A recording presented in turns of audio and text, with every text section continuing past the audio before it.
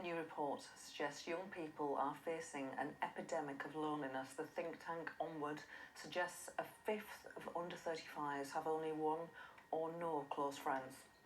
The report urges the government to create a national civic service to encourage 18 to 35-year-olds to do voluntary work with the reward of a partial student loan write-off for doing 10 days a year. Earlier, Will Tanner, the director of the youth-focused think tank Onward, told GB News why young people have been affected. I think it's fair to say that the pandemic has had a pretty profound effect on lots of people, but young people in particular who suffered from remote work and virtual study. But this is a trend that predated lockdown, and while it may have been accelerated and got worse over the last year, at least some of this has been going on for 2 or 3 decades. And what we're arguing for today is for government to really grasp the opportunity to try and reverse some of these trends before it's too late. Well, Nina Parnell is the head of volunteering at Westbank. That's a charity based in Devon. They've launched a campaign to end loneliness across Exeter and the neighbouring communities and are searching for 100 businesses to donate just £500 to help.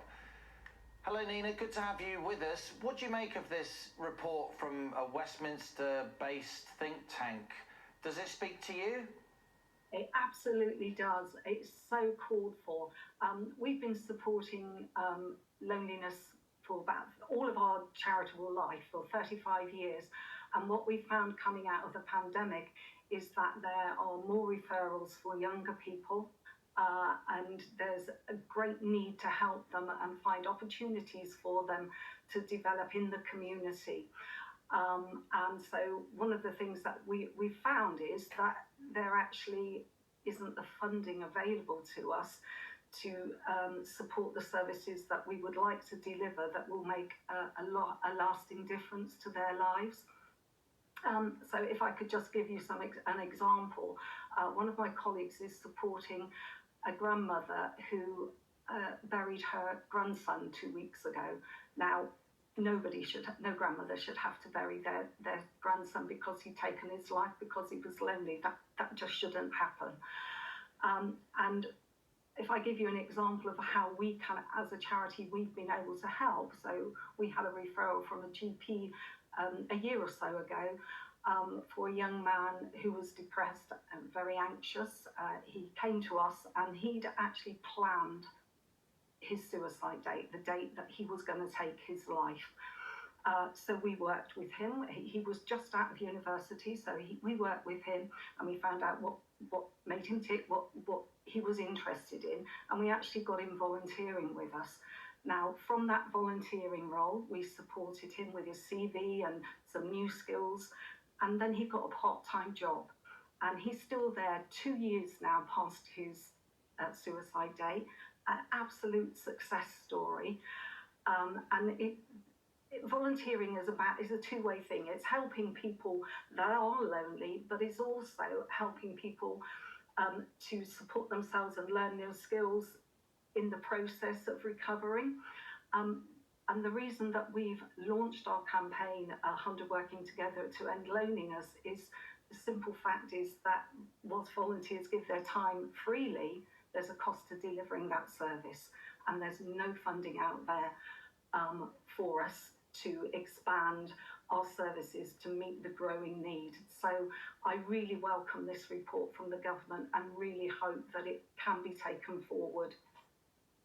Tell me the effects that the pandemic has had in terms of increasing loneliness. How has it hindered people's ability to make friends?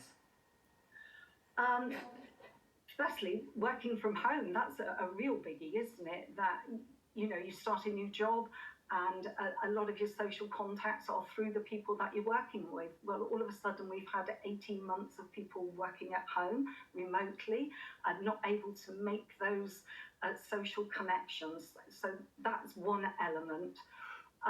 The other thing is, of course, from a financial point of view, where people have been lost their jobs or they've been furloughed or there haven't been the things to go out and do,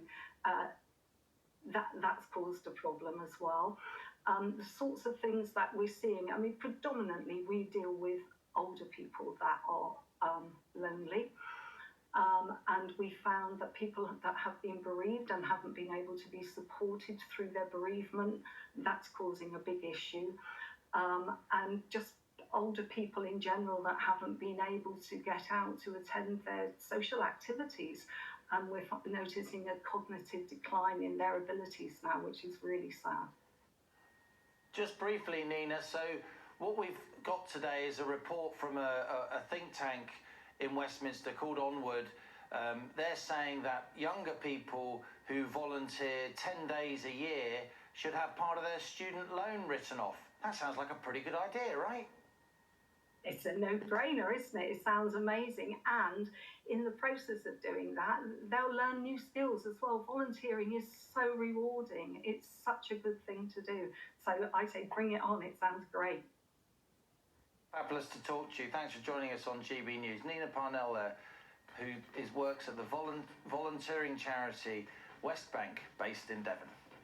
You're watching Piero and Halligan on GB News, and it's just after 1 o'clock.